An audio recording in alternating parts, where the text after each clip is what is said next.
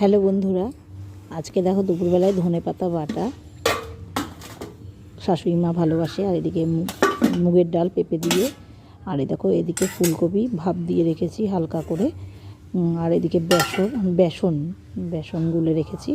আর এদিকে তেল গরম হচ্ছে, আমি এখন ফুলকপির বড়াটা ভাজবো। আর এদিকে দেখো গরম গরম মাছের ঝোল ধোয়া উঠছে।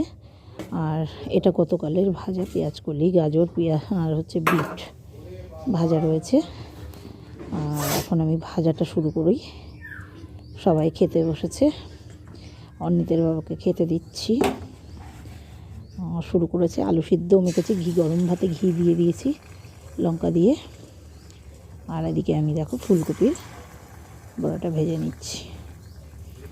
তবে বেসনের গোলাটা না আজকে একটু পাতলা পাতলা হয়ে গেছিলো, তবে খেতে কিন্তু পরে দেখলাম ভালোই লেগেছে।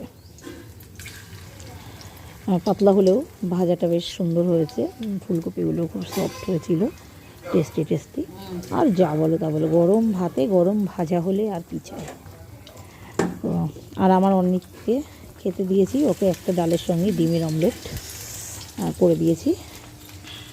বড়া তৈরি হচ্ছে। এই ছিল আজকে দুপুরবেলার রান্নাবান্না।